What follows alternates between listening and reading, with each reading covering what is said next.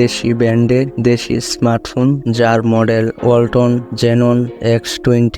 আর এই ফোনটার দাম হলো 18,999 টাকা। এই ফোনটাতে থাকছে Mediatek Helio G99 প্রসেসর, সাথে থাকছে 6.8 inch 120Hz refresh rate IPS display এবং হেল্পার হিসেবে থাকছে 8GB RAM। সো চলুন আমাদের দেশি ব্র্যান্ডের এই স্মার্টফোনটার সম্পর্কে বিস্তারিত জানা যাক। আমরা যদি প্রথমে এই বক্সটাকে ওপেন করি, তার ভিতরে পাবেন আরেকটা বক্স। এই বক্সের ভিতরে কিছু ডকুমেন্ট পেপার, আর তার সাথে পাবেন একটা স্ক্রিন প্রোটেক্টর এবং পেয়ে যাবেন একটা টিটিপি কেস। টিটিপি কেসটার কোয়ালিটি ভালো কোয়ালিটির কেসই ওয়ালটন প্রোভাইড করতেছে। এরপর আমরা এই স্মার্টফোনটা পেয়ে যাব। স্মার্টফোনের গায়ে হালকা রিভিউ করা আছে দেখা যাচ্ছে। এর সাথে পাবেন 18 ওয়াটের একটা চার্জার এবং type C cable. 6.8 inch IPS display থাকার ফলে মোবাইলটা সাইজে একটু বড়। যাদের হাত বড় তারা এই ফোনটা ইউজ করে ধরে কমফোর্ট ফিল করবেন। ব্যাক সাইডে গ্লসি প্লাস্টিক ম্যাটেরিয়ালস ইউজ করা হয়েছে, যার ফলে প্রিমিয়াম একটা লুকস আপনারা পেয়ে যাবেন। কিন্তু এই ফোনটা কেস ছাড়া ইউজ করলে ব্যাক পার্টে প্রচুর পরিমাণে ফিঙ্গারপ্রিন্ট বসে যাবে।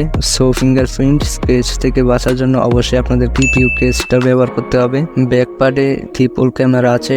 এর হাউজিং ডিজাইনটা খুবই ভালো লাগছে আমার। প্রথমে পাচ্ছি 50 মেগাপিক্সেলের একটা সেন্সর, এরপরে আছে 2 মেগাপিক্সেলের একটা ম্যাক্রো সেন্সর এবং বিজিএ সেন্সর রয়েছে। পাশে আছে একটা এলইডি লাইট, যেটা ফ্ল্যাশ লাইট হিসেবে কাজ করবে। বাম পাশে রয়েছে ডুয়াল সিম স্লট, অর্থাৎ আপনারা এটাতে দুইটা সিম ইউজ করতে পারবেন। এবং যদি আমরা ডান পাশে দেখি power button with fingerprint scanner, তবে এই ফিঙ্গারপ্রিন্ট স্ক্যানারটা খুব ফাস্ট মনে হচ্ছে আমার কাছে।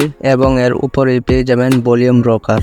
নিচের দিকে যদি লক্ষ্য করি তাহলে আমরা পেয়ে যাব 3.5mm অডিও পোর্ট। তার ঠিক পাশেই রয়েছে মাইক্রোফোন, এর পাশে রয়েছে টাইপ সি পোর্ট এবং তারপরে রয়েছে স্পিকার এরিয়া। তবে এই ফোনটার চারপাশে যদি আরেকটু ভালো করে খেয়াল করি তাহলে আমরা পেয়ে যাব একটা ছোট ছিদ্র, যার নাম নয়েজ ক্যান্সেলেশন মাইক্রোফোন। অর্থাৎ আপনি যখন ফোনে কথা বলবেন কারোর সাথে, আশেপাশে নয়েজ থাকলে অপর পাশের ব্যক্তি সেই নয়েজ ততটাও শুনতে পারবে না, আপনার কথাগুলো খুব ক্লিয়ার ভাবেই শুনতে পারবে। এই ফোনটার স্ক্রিনটা একটু বড় হওয়ায় দুই কোয়ালিটির কাস্টমারই এই মোবাইলটা পছন্দ করবে।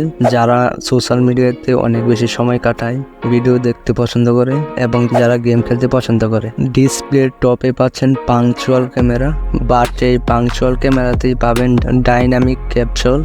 যেমন ধরেন আপনি যখন মোবাইল চার্জে দিবেন, যখন আপনার ফোনে কেউ কল করবে, যখন আপনার ফোনে কোনো নোটিফিকেশন মেসেজ আসবে, তখন এই ডাইনামিক ক্যাপসুল পপ আপটা চলে আসবে। ডিসপ্লেটা 120Hz একটা IPS ডিসপ্লে, যার রেজুলেশন 2060x1080।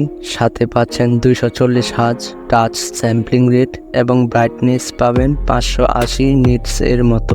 ডিরেক্ট সানলাইটে যখন আপনি এই মোবাইলটা ইউজ করবেন তখন একটু সমস্যা হতে পারে। যদি লো লাইটে ইউজ করেন তাহলে তো কোনো সমস্যাই হবে না।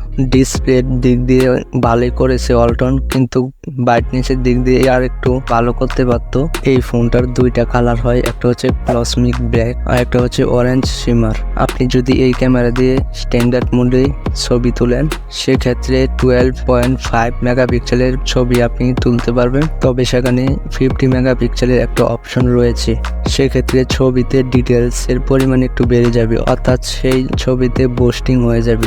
আর এই ওয়ালটনের এই ক্যামেরা দিয়ে এতটাও ডিটেলস এর ছবি আপনারা তুলতে পারবেন না। ক্যামেরার দিক দিয়ে ওয়ালটন এতটাও বেশি ভালো করতে পারে না, তবে ওয়ালটন এই ক্যামেরার দিক দিয়ে একটু বেটার কিছু করতে পারতো। প্রোটেক্ট মোডে যদি আপনারা ছবি তোলেন, যদি আপনারা একটু হাইলাইটে গিয়ে সূর্যের দিকে তাক করে ছবি তোলেন, তাহলে একটু বেটার রেজাল্ট পেতে পারেন। প্রথমেই যা বলেছিলাম, এই স্মার্টফোনে খুব ভালো একটা প্রসেসর রয়েছে। Mediatek Helio G99 একটি প্রসেসর, গেমারদের জন্য খুব ভালো একটা প্রসেসর। গেমিং এর ক্ষেত্রে এই প্রসেসরটা খুব ভালো পারফর্ম করতেছে। এই প্রসেসরটা আসলে 20,000 প্লাস প্রাইস রেঞ্জের স্মার্টফোনেই পাওয়া যায়। এখানে আমরা র্যাম পেয়ে যাচ্ছি 8GB, সাথে রোম পেয়ে যাচ্ছি 128GB। তবে এর সাথে ভার্চুয়াল র্যাম পাবেন আরো 8GB, টোটাল 16GB র্যাম পেয়ে যাবেন। আর এটা রান করছে অ্যান্ড্রয়েড 13-এ, আর কাস্টম ইউআই হিসেবে রয়েছে ডিডো ওএস। এই ফোনটা দিয়ে ফটো এডিটিং বলেন, ভিডিও এডিটিং বলেন, ব্রাউজিং বলেন, ফেসবুকিং বলেন, গেমিং বলেন এবং টাইমলাইনে অনেকগুলো অ্যাপস রান করে এই প্রসেসর দিয়ে মিডিয়াটেক Helio G99 প্রসেসর দিয়ে খুব ভালোই ইউজ করতে পারবেন। এই প্রসেসরটা খুব ভালোই পারফর্ম করতেছে এই মোবাইলে এবং মাল্টিটাস্কিং এ খুব ভালো একটা রেজাল্ট পেয়ে যাবেন। এই ফোনটাতে 8GB র্যাম, সাথে আরো 8GB virtual RAM, MediaTek Helio G99 processor দিয়ে খুব ভালো একটা রেজাল্ট পাওয়ার কথা। এত বড় একটা ডিসপ্লে, এর সাথে ব্যাটারি হিসেবে কি পাচ্ছেন, এটাতে 5000 mAh এর একটা ব্যাটারি ইউজ করা হয়েছে, যেটা নন রিমুভেবল পলিমার। এই ব্যাটারিটাকে চার্জ করার জন্য 18 ওয়াটের একটা ফাস্ট চার্জিং পেয়ে যাবেন। এখানে 30 ওয়াটের একটা চার্জার দিলে মনে হয় ভালো হতো। 18 ওয়াটের এই চার্জার দিয়ে এই ফোনটা চার্জ হতে প্রায় 2 ঘন্টার মতো সময় লাগবে।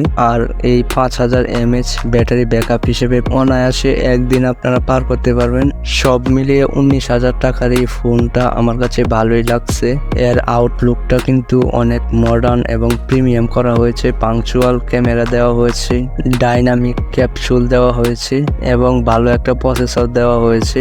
সব মিলিয়ে আপনাদের জন্য খুবই ভালো একটা ফোন হতে পারে। এই ছিল আমাদের দেশি ব্র্যান্ডের দেশি স্মার্টফোন ওয়ালটন Xanon X20।